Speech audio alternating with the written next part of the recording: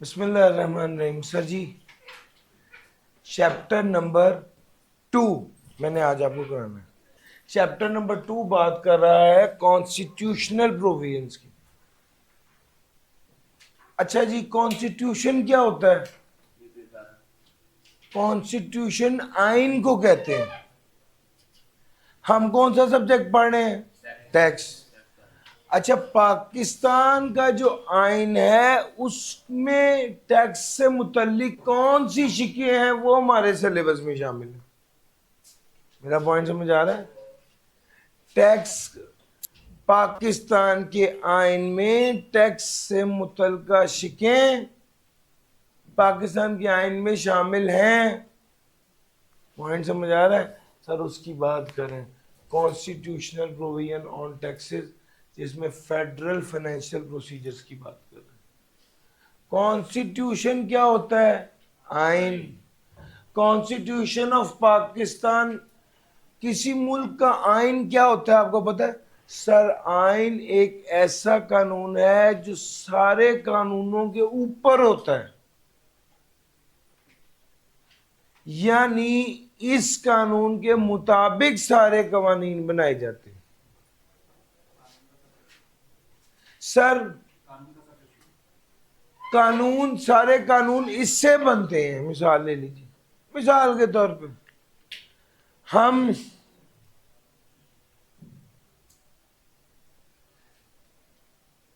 अगर supreme court of Pakistan भी कोई फैसला सुनाए और वो पाकिस्तान के कानून के खिलाफ, पाकिस्तान के आइन के खिलाफ हो, तो उस कानून, उस फैसले की कोई हैसियत नहीं। तो पाकिस्तान जो आइन होता है किसी मुल्क का, ये तो basically is prime source for all legislation. वो सारे कवानीन के लिए सोर्स होता है, यानी ये एक ऐसा कानून है जिससे सारे कवानीन बनते हैं पाकिस्तान में। It provides that tax shall only be levied. इस आइन ने कहा कि टैक्स लागू किया जाएगा, tax shall only be levied by or under act of parliament. के टैक्स सिर्फ पार्लियामेंट के लागू करेगी, पार्लियामेंट के तहत लागू होगा। अब कॉन्स्टिट्यूशन कहता है, आइन कहता है कि जो टैक्स का पैसा है वो तकसीम होगा। आइन कहता है टैक्स का पैसा तकसीम होगा, किसमें? सूबों में और among federation and provinces. Tax का पैसा विफाक में और सूबों में तकसीम। अब ये विफाक क्या होता है और सूबे क्या होते हैं, नहीं पता? सर, शहबाज शरीफ विफाक है, मरियम नवाज सूबा है। आसान, मैंने कहा बिल्कुल आसान कर दिया। मेरा पॉइंट समझ आ रहा है? सर, विफाक वो होता है जो पूरे मुल्क को कंट्रोल कर रहा होता है। सूबा वो होता है जो किसी एक सूबे की बात कर रहा होता है। मरीम नवाज जो है ये पंजाब हुकूमत है, पंजाब को कंट्रोल कर रही है। और शहबाज शरीफ जो है वो पूरे पाकिस्तान को गवर्न कर रहे हैं। सर समझ आ रही है? सर, अच्छा जी, अब सवाल ये कि जितना टैक्स का टैक्स होगा वो विफाक में और सूबों में तकसीम होगा, और ये बाकायदा प्रोसीजर बताता है कि किस तरह से टैक्स के पैसे को किससे जमा करना है और टैक्स का पैसा इस्तेमाल कहाँ करना है। जो collection of taxes and procedure for use of fund received from taxes by federation from other sources। Sir, पैसा इस्तेमाल किधर करना है? गवर्नमेंट ने पैसा इस्तेमाल किधर करना है? तो भाई ये सारा कुछ बताने वाला कौन है? सबसे ऊपर। यार मेरा पॉइंट समझ आ रहा है? सर, आइन है मुल्क का। आपके मुल्क के इस वक्त पाकिस्तान में कौन सा आइन राइज है? 1973 का। 1973 के आइन में जो बातें लिखी है वो पाकिस्तान में राइज हैं, एप्लीकेबल। अब उस आइन में जितनी टैक्स से रिलेटेड सिक्के हैं वो हमारे सिलेबस में हमने पढ़नी है। आगे चलते हैं। Federal consolidated fund and public account, आसान अल्फाज में बोलूं तो कौमी खजाना। अब हमारी पहला टॉपिक इसमें यह है कि कौमी खजाने में पैसा आता किस तरह है और पैसा जाता किस तरह है, इसको डिस्कस करना है। किसको डिस्कस करना है? कौमी खजाने में पैसा आता कहां से है और पैसा जाता कहां पर है, इसको डिस्कस करना है। सर सबसे पहले यह बात कर लेते हैं कि कौमी खजाने में पैसा आता कहां से।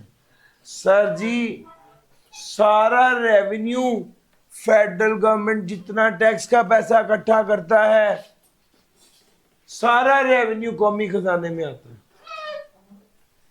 सर जी, वो जो IMF जो पैसे देता है वो सारा पैसा कौमी खजाने में आता है। खुदा ना खास्ता अगर पाकिस्तान ने कभी किसी को लोन दिया, अव्वल तो ऐसी कभी नौबत नहीं आई, लेकिन अगर पाकिस्तान ने कभी किसी को लोन दे दिया, वो लोन जब वापस मिलेगा तो कहां पे आएगा? कौमी खजाने में आएगा। मेरा पॉइंट समझ गए? कौमी खजाने में पैसा आता कहां से है? एक तरफ तो ये है, उसके अलावा वो कहता है रिसीव्ड बाय और on behalf of the federal government, received by और deposited with the Supreme Court और any other court established under the authority of federation shall be credited to public account of the federation.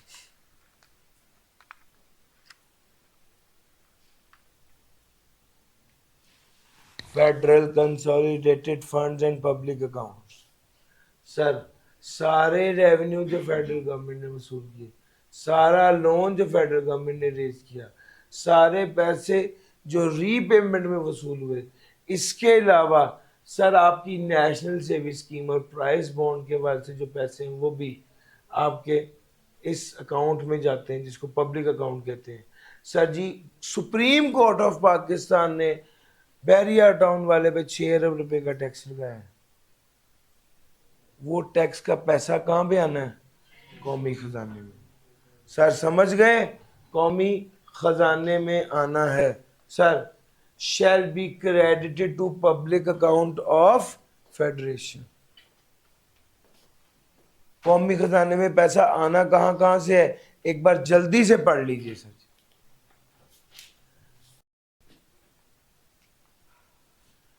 Federated consolidated fund and public account and expenditure to be charged to federal consolidated funds. Sir जी, ये हमारा topic है और अब हम ये बात करेंगे ये जो कस्टडी है फेडरल कंसोलिडेटेड फंड और पब्लिक अकाउंट, ये कौमी खजाना मैंने कहा इसको, ये हमारे मुल्क का अकाउंट है। सर अब सवाल ये पैदा होता है कि इसका रखवाला कौन है? सर कस्टोडियन कौन है? जो पेमेंट होगी, जो विड्रॉज होंगे उस फंड में से, वो किसकी मर्जी से, किसकी इजाजत से होंगे? उसका रखवाला कौन होगा? तो इसका जवाब है कि उसका रखवाला और custody of all money receive by और on behalf of the federal government, उनकी पेमेंट और विड्रॉल, उस सारे ये सारे मैटर्स जो हैं इनको रेगुलेट कौन करेगा? Act of parliament. ये किसी एक बंदे की मर्जी, पार्लियामेंट एक्ट करेगी। अलबत्ता प्रेसिडेंट भी एम्पावर्ड होगा कि वो रूल्स बना सके इस फंड को कैसे रेगुलेट करना। सर जी, यानी जो कौमी खजाना है इसका रखवाला कौन होगा? पेमेंट को कौन देखेगा? पैसों की हिफाजत कौन करेगा? उसकी पेमेंट और विड्रॉल जो पब्लिक अकाउंट से उसको कौन देखेगा? तो इसका जवाब है कि ये सारे कनेक्टेड मैटर को रेगुलेट कौन करेगा? एक्ट ऑफ पार्लियामेंट करेगा। प्रेसिडेंट भी रूल्स बना सकता है इस चीज के हवाले से। Annual budget statement, sir annual budget statement की बात करने से पहले मैं ये बता दूं कि कौमी खजाने में पैसा आया कहाँ से, बता दिया। कौमी खजाने में पैसा, कौमी खजाने में जो पैसा है उसका कस्टोडियन कौन है, बता दिया। कौमी खजाने से पैसा खर्च कहाँ होगा, अब जरा इसकी बात कर लेते हैं। तो इसका जवाब है कि कौमी खजाने से पैसा खर्च होगा, जी बिल्कुल होगा। The following expenditure shall be expenditure charged upon the federal consolidated fund, वो कहते हैं the remuneration payable to the president, the remuneration payable to the, पैसा किधर लग रहा है सर, सदर को जो तनख्वाह दे रहे हैं कौमी खजाने में से दे रहे हैं। और सिर्फ सदर साहब नहीं है, इनका पूरा दफ्तर है, इनका पूरा निज़ाम है। और रेम्यूनरेशन जो सुप्रीम कोर्ट के जज को तनख्वाह मिल रही है, इस्लामाबाद के हाई कोर्ट के जज को तनख्वाह मिल रही है, इलेक्शन कमीशन को तनख्वाह मिल रही है, chairman deputy chairman of senate को तनख्वाह मिल रही है, speaker deputy speaker of national assembly को तनख्वाह मिल रही है, ऑडिटर जनरल ऑफ पाकिस्तान, इन सारे लोगों को जो तनख्वाहें जो मरात मिल रही हैं वो कहाँ से जा रही हैं, कौमी खजाने से जा रही। The administration expenses including the remuneration, sir जी ये एक एक बंदा नहीं है सर, एक एक इदारा है, 5,000 4,000 बंदा है सर। वो कहता है ये एडमिनिस्ट्रेशन एक्सपेंसेस जो है including the remuneration payable to officer and servants of, अब ऑफिसर और सर्वेंट सुप्रीम कोर्ट के, इस्लामाबाद हाई कोर्ट के, department of the auditor general के, office of the election commission के, चीफ इलेक्शन कमीशन के, सेक्रेटेरिएट ऑफ द सेनेट और National Assembly. यार मेरा पॉइंट समझ आ रहा है, ये सारे लोग कौन है, ये सारे खर्चे कहाँ से होने हैं, कौमी खजाने से होने। पहले तो इन बंदों का बताया और फिर इनके दफ्तरों का बता दिया। सर समझ आ रहा है सर, अगर आपके पार्लियामेंट के लॉजेस में नई टाइलें लग रही हैं तो आप खुश हों, आपके पैसे से, आपका पैसा, आपका टैक्स का पैसा जा रहा है गवर्नमेंट में। यार मेरा पॉइंट समझ आ रहा है। एक चीज़ को बड़ा क्लियरली समझ लें कि वो एक इसरारुल हसन एक एंकर है ना, सरेआम वाला इकरारुल हसन, वो जब किसी सरकारी बंदे की टेबल पे जोर जोर से हाथ मार के कहते कि तुम्हें जो तनख्वाह मिलती है वो मेरे टैक्स के पैसे से मिलती है, वो ठीक कहता है। सर होता असल में ये है, हम लोग जो टैक्स का पैसा देते हैं वो गवर्नमेंट के लिए रेवेन्यू है, और अभी आपने पढ़ा कि सारा रेवेन्यू किधर जाना है, कौमी खजाने में चले जाना, चाहे वो फेडरल गवर्नमेंट के पास जाए चाहे वो प्रोविंशियल गवर्नमेंट के पास जाए।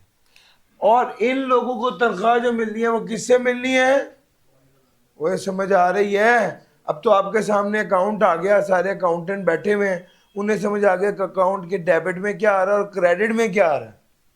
पॉइंट समझ आ रहा है। आगे चलो sir, all debt charges, sir जी आपने कहीं से लोन लिया हुआ था, उसका कोई इंटरेस्ट देना पड़ेगा, कोई फंड चार्जेस होंगे, कोई कैपिटल की रीपेमेंट है, कोई लोन लेने के, आईएमएफ ने लास्ट टाइम जब लोन दिया एक बार तो नाक जमीन पे रगड़वा दी थी, फलां रिपोर्ट बनाएं, फलां रिपोर्ट बनाएं, फलां रिपोर्ट बनाएं, अपने 10 साल की प्रोजेक्शन बताएं। वो सारी रिपोर्टें जो बनवाई हैं उस पर खर्चा नहीं आया।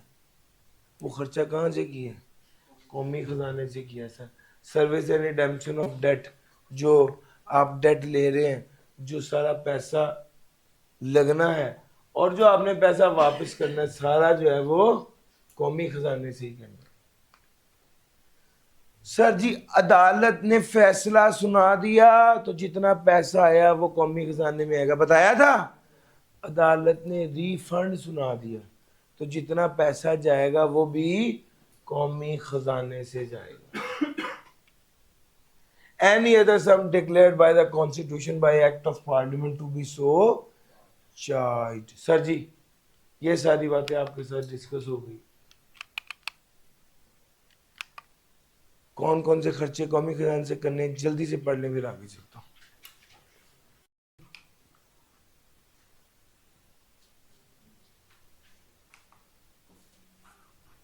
एनुअल बजट स्टेटमेंट, आपको पता है ये बात तो आपको समझ आ गई कि यार पार्लियामेंट जो है ना वो रेगुलेट करेगी कौमी खजाने के पैसे को। आपको पता है जब साल फाइनेंशियल ईयर शुरू होता है 1 जुलाई को, तो उससे पहले बाकायदा एक बजट पेश किया जाता है कि अगले पूरे माली साल का हमारा क्या प्लान है। और इनकम टैक्स के पॉइंट ऑफ व्यू से बात करूं तो माली साल शुरू होता है 1 जुलाई से और खत्म होता है 30 जून। और अगली बात आपको बताता चलूं कि सर असल में होता यह है,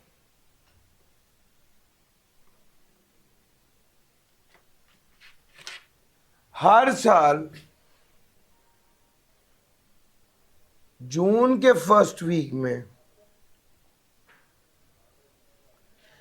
एक बजट पेश किया जाता है, बजट पेश किया जाता है या बिल पेश किया जाता है, फाइनेंस बिल, किसके सामने? नेशनल असेंबली के सामने। नेशनल असेंबली इस बिल को अप्रूव करती है,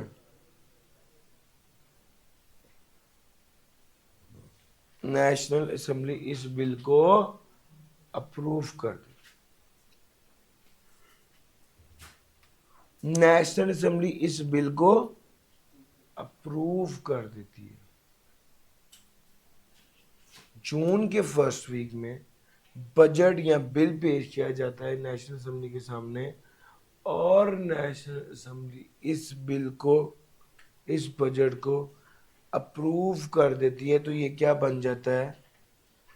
फाइनेंस एक्ट बन जाता है। जो पहले क्या था? बिल था, अब क्या बन गया?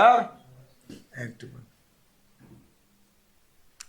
ये जब बजट पेश किया जाता है नेशनल असेंबली के सामने तो इसमें दो तरह के खर्चे होते हैं। इसमें एस्टिमेटेड रिसीट और एक्सपेंसेस तो होते हैं, लेकिन जो एनुअल बजट है उसमें जो एक्सपेंसेस होते हैं वो दो तरह के होते हैं। एक वो वाले खर्चे जो कौमी खजाने से किए जाएंगे और दूसरे वो वाले खर्चे जिनको प्रपोज किया जाता है कि क्या वो कौमी खजाने से किए जाएं। क्या मतलब सर, ये आपने अजीब सी बात कर दी। यानी कुछ खर्चे ऐसे होते हैं जिनको नेशनल असेंबली के सामने पेश किया जाता है कि भाई देख लो, और कुछ खर्चे ऐसे होते हैं जिसको नेशनल असेंबली के सामने पेश किया जाता है भाई बता दो करें या ना करें। यार मेरा पॉइंट समझ आ रहा है? दोनों में फर्क है। वो जिस तरह हमारे अब्बा जी कहते हैं, बेटे मैनू दस के ना जा, मैनू पूछ के जा, जाना है कि नहीं जाना? पापा मैं जरा जा रहा हूं। कहते ना पूछो पापा, मैं चले जाऊं, मेरा दिल चाहे मैं कहूँ जाओ, मेरा दिल चाहे मैं कहूँ नहीं जाना भी। यार मेरा पॉइंट समझ आ रहा है? ये वो वाले खर्चे हैं जो बताए जाते हैं, amount required to meet expenditure charged upon federal consolidated fund. और उसके अलावा कुछ खर्चे ऐसे होते हैं जो पूछे जाते हैं करें या ना करें। यार मेरा पॉइंट समझ आ रहा है? ये जो अभी मैंने आपको खर्चे सारे बताए, ये वो वाले खर्चे हैं जो बताए जाते हैं। यार मेरा पॉइंट समझ आ रहा है? भैया अगर चीफ कमिश्नर की तनख्वाह देनी है तो क्या पूछेंगे इसकी तनख्वाह दें या ना दें? प्रेसिडेंट की तनख्वाह का पूछेंगे नेशनल असेंबली से इनकी तनख्वाह दें या? यार मेरा पॉइंट समझ आ रहा है? ये पूछे नहीं जाते, ये बताए जाते। अमाउंट जो, अच्छा अब ये सारे खर्चे, ये expenditure charged upon federal consolidated fund, ये सारे वो खर्चे हैं जो पूछे नहीं जाते बल्कि बताए जाते हैं। और इसके बाद अगला सवाल ये पैदा होता है, सर जी उसके अलावा कुछ खर्चे ऐसे हैं जो पूछे जाते हैं। वो कहते हैं एनुअल बजट स्टेटमेंट प्रेजेंट करता है expenditure on revenue account separately from other अच्छा जी, अब एनुअल बजट स्टेटमेंट प्रेजेंट करता है कि कितने खर्चे होंगे और अलग-अलग प्रेजेंट करता है कि फेडरल कंसोलिडेटेड फंड में से कितने खर्चे होंगे और जो other than federal consolidated fund है उसमें कितने खर्चे होंगे। सर अब अगला सवाल ये पैदा होता है कि सर जब बजट पेश होता है तो वो खर्चे जो बताए जाते हैं वो तो होने ही होने, और वो खर्चे जो पूछे जाते हैं उसका क्या होता है। सर इसका इसका जवाब ये कि एक डिमांड की सूरत में वो पेश किए जाते हैं। किस सूरत में? डिमांड की सूरत में वो पेश किए जाते हैं। एक डिमांड की सूरत में वो पेश किए जाते हैं। एनुअल बजट स्टेटमेंट डिमांड की सूरत में पेश किए जाते हैं और असेंबली से पूछा जाता है ये खर्चा करें या ना करें। अब बाज़ औक़ात असेंबली कहती है ये खर्चा कर लो, बाज़ औक़ात असेंबली कहती है ये खर्चा ना करो, और बाज़ औक़ात असेंबली कहती है ये खर्चा कर तो लो लेकिन बजट थोड़ा कम कर दो। तीन ऑप्शंस हैं, एग्री, नॉट एग्री और may agree to reduction for the next 10 year, अगले 10 साल तक के लिए, starting from either the first day और the second National Assembly election.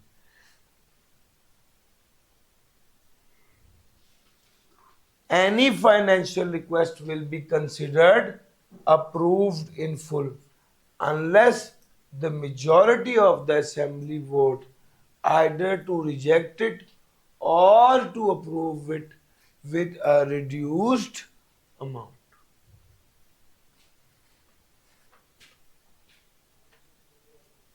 वो कहता है पहली तो ये दो बातें हो गई, ये तो पक्के करने हैं, कोई डिस्कशन नहीं है।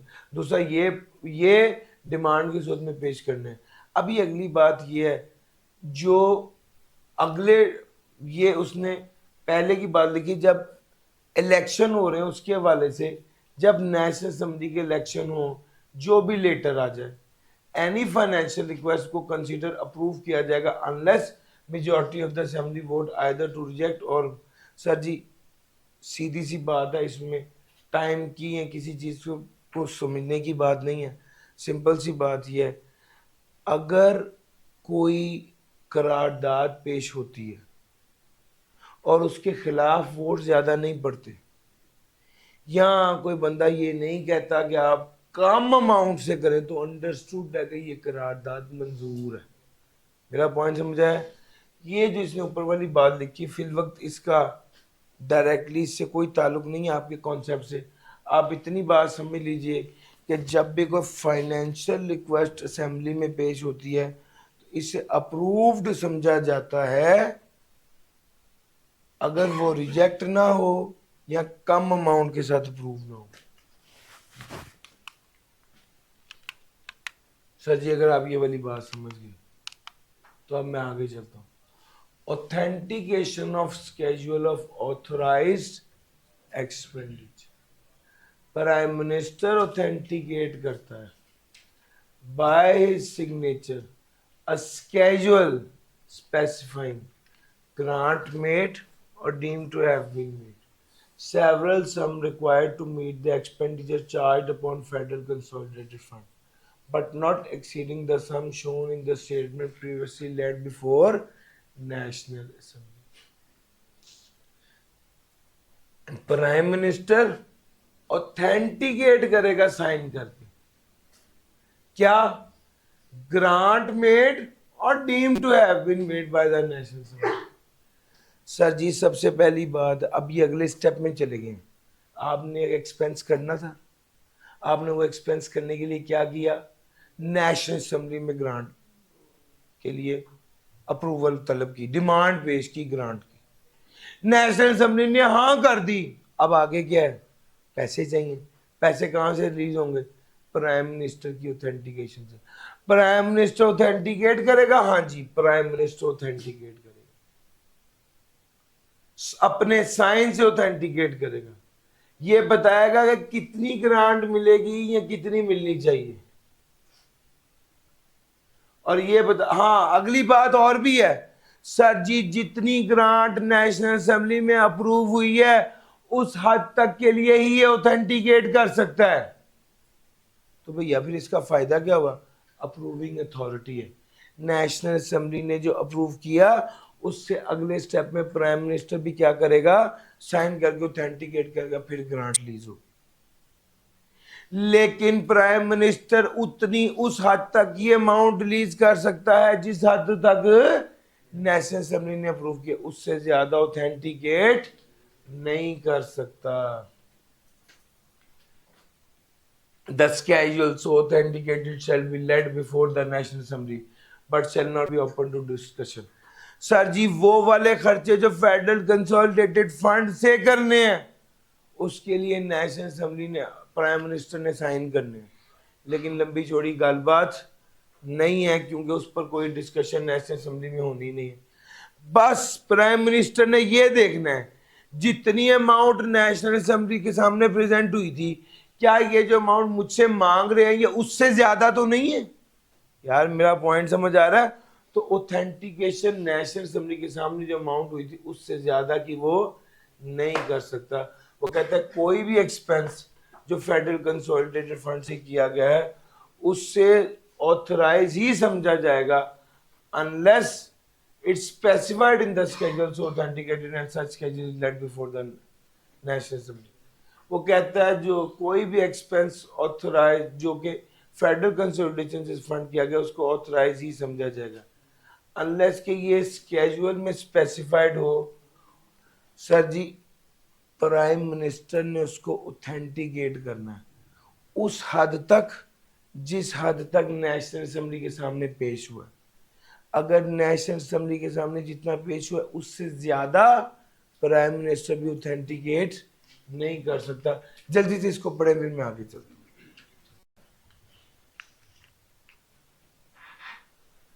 अच्छा जी, अब अगली बात आपके साथ करने लगा हूं, सप्लीमेंट एंड एक्सेस ग्रांट। बाजों का ये होता है कि आपने अमाउंट अप्रूव करा ली नेशनल असेंबली से लेकिन वो काफी नहीं हुई। नेशनल असेंबली ने कहा हाँ आईटी टावर बना लिया जाए, असेंबली ने पास कर दी। आपने कहा जी 200 करोड़ में बनेगा, बाद में सीमेंट की रेट ही बढ़ के 200 करोड़ में मुकम्मल ही नहीं हुआ, इनसफिशिएंट हो गया।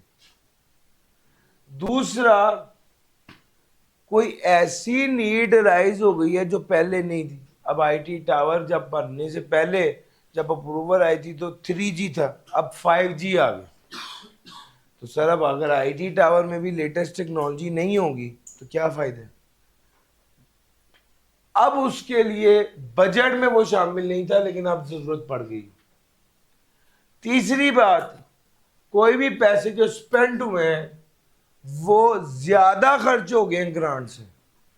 अगर इस तरह का कोई मामला हुआ है तो इस मैटर को कौन देखेगा?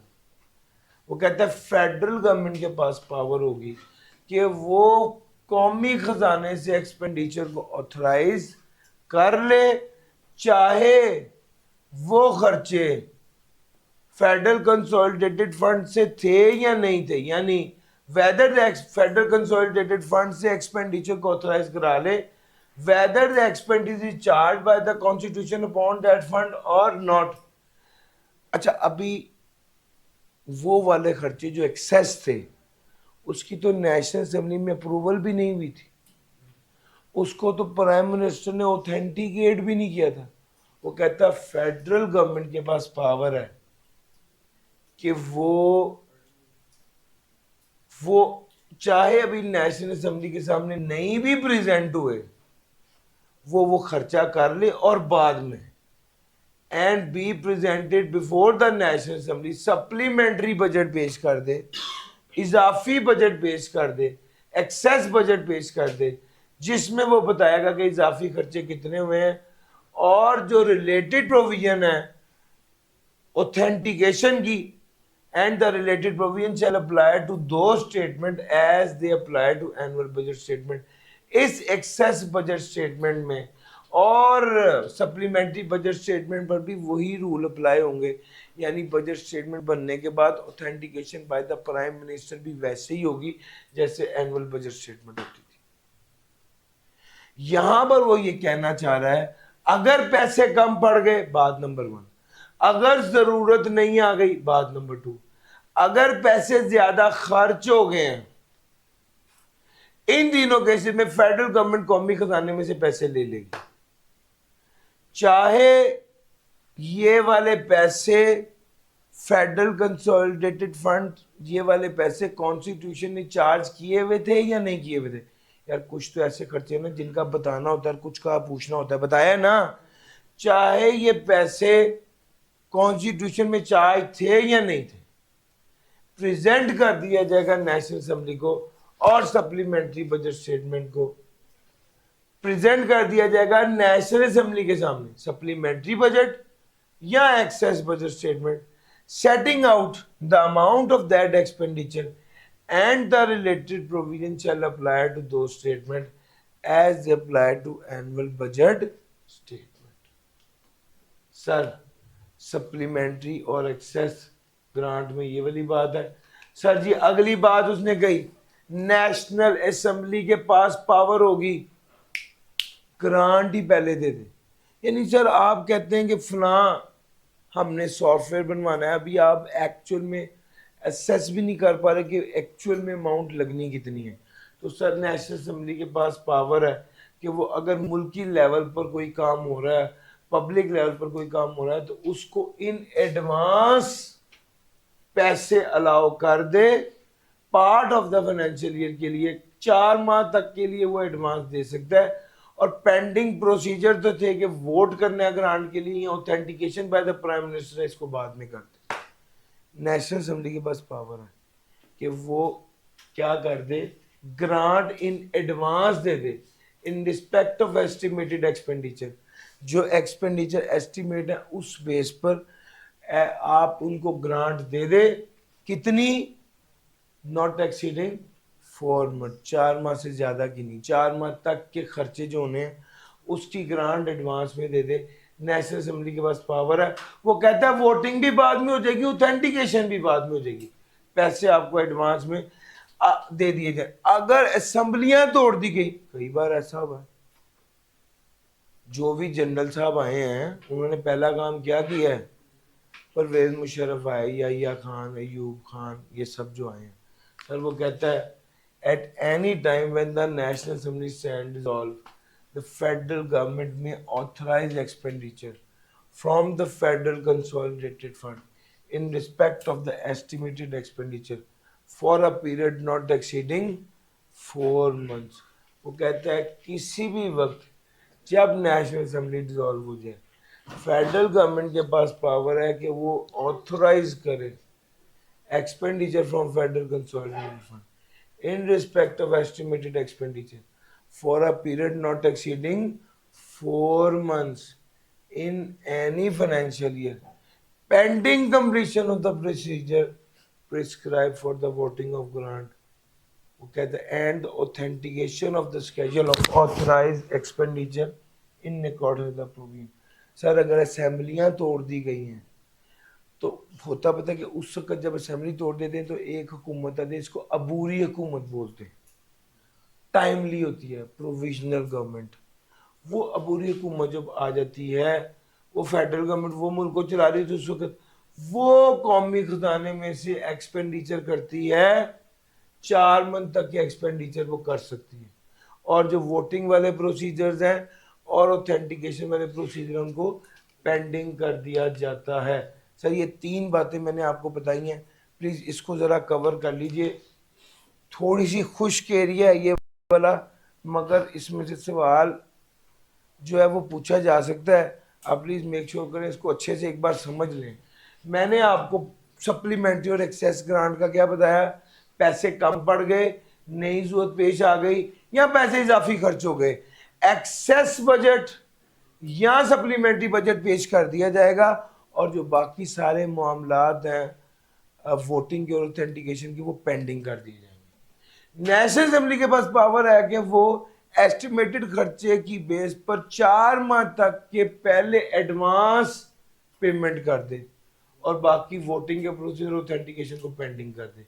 अगर असेंबलियां तोड़ दी गई हैं तो जो उस वक्त की फेडरल गवर्नमेंट होगी उनके पास भी पावर है कि वो 4 माह तक के खर्चे कर ले और जो वोटिंग और जो ऑथेंटिकेशन थी प्राइम मिनिस्टर इसको क्या कर दे, पेंडिंग कर दे। सर ये 3 बातें आपको बताई हैं, जल्दी से पढ़ लें फिर आगे चलता हूं। जी सर जी। सर जी अब भाई ने सवाल पूछा था, सर जी पार्लियामेंट के ना 2 हाउस होते हैं, एक अपर हाउस एक लोअर हाउस। जो लोअर हाउस होता है उसको क्या कहते हैं, नेशनल असेंबली। जो अपर हाउस होता है उसको क्या कहते हैं, सेनेट। मैं ना ऐसे ही दिल चाह रहा है थोड़ा सा स्ट्रक्चर आपको समझाता हूँ। सर खान साहब उधर है। असल में गेम है क्या,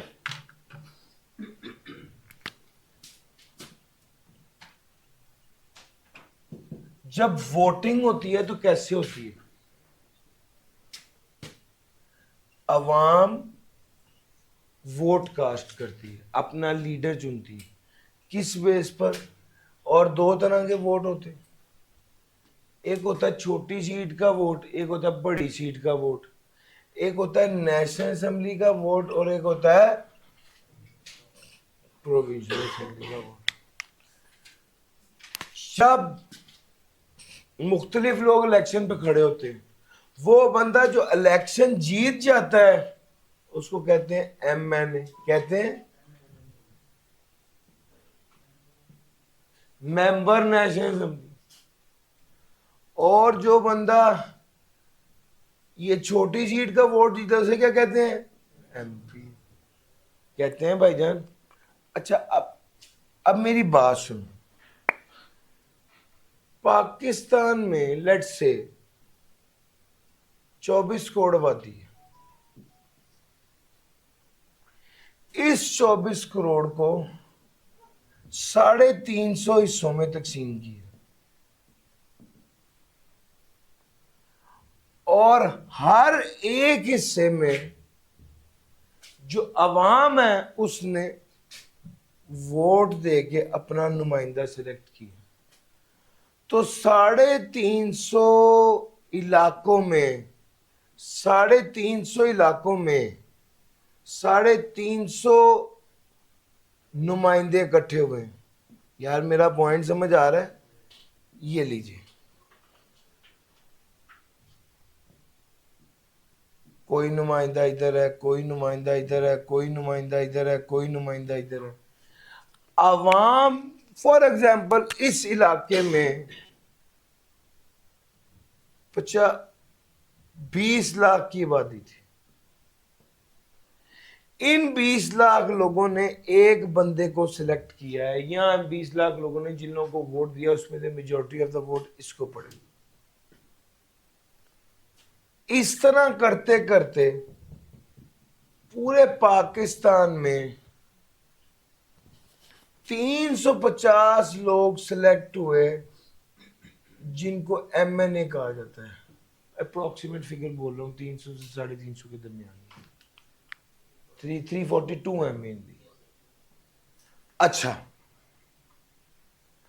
अब पॉइंट ये है, ये जो 350 बंदे अगर किसी चीज के बारे में हाँ कह दें तो इसमें से एक एक बंदा 20-20 लाख अफराद का नुमाइंदा है। यार मेरा पॉइंट समझ आ रहा है। हमने क्या किया, अच्छा हमारे सीए में तो नहीं है मगर यूनिवर्सिटीज में और ख़ास तौर पर सरकारी इदारों में क्या होता है, एक क्लास का एक नुमाइंदा। तो 50 क्लासेस होती हैं अलग-अलग और हर एक का एक नुमाइंदा होता है। 50 लोगों को बुला के उनको डील करते हैं, उनको समझाते हैं, वो आगे फिर अपनी क्लासेस में समझा देते हैं सबको। मेरा पॉइंट समझ आ रहा है, इस तरह से होता है।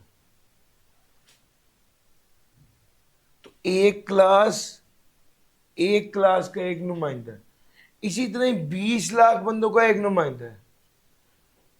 अगर ये बंदा हाँ कह रहा है तो इसका मतलब है कि 20 लाख बंदा हाँ कह रहा है, यस और नो। यार मेरा पॉइंट समझ आया, ये असल बात है। ये जो वोटिंग सिस्टम है ना वो इस तरह से चल रहा है।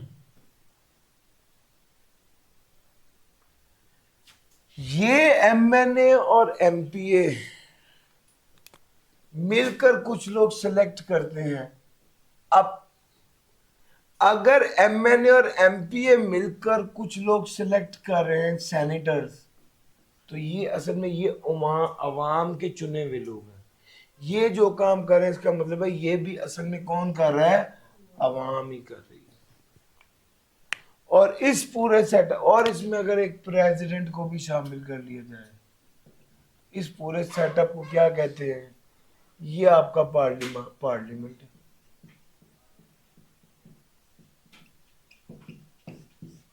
यार मेरा पॉइंट समझ आ रहा है?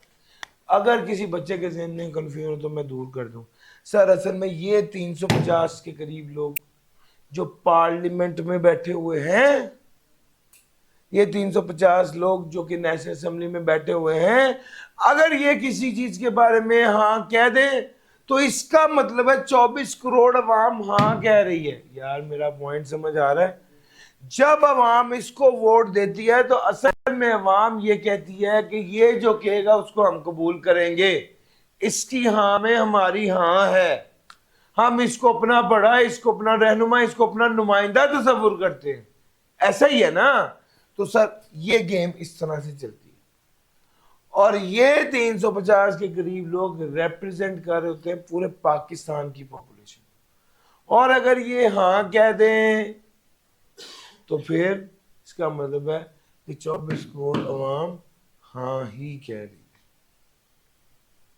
समझ गए? ये असल में सिस्टम है। पार्लिमानी निज़ाम ये होता है, इस्लामी निज़ाम ये नहीं। इस्लाम कहता है खुदा का बनाया हुआ बंदा रेगुलेट करेगा आपको। लोगों ने नबी पाक को वोटिंग से नहीं चुना था। अल्लाह ताला ने एक बंदा मुकर्रर किया, उसको नबी बनाया, उसको चुना गया। लोगों ने नहीं सिलेक्ट किया कि हाँ यार इसको हम अपना नबी बना लेते हैं, ये बहुत अच्छा आदमी। यार मेरा पॉइंट समझ आ रहा है? तो सर बहरहाल हमारा निज़ाम यही है जिसको पार्लियामानी निज़ाम कहते हैं, जो वोटिंग पर चलता है, जो कहता है मेजोरिटी एज अथॉरिटी।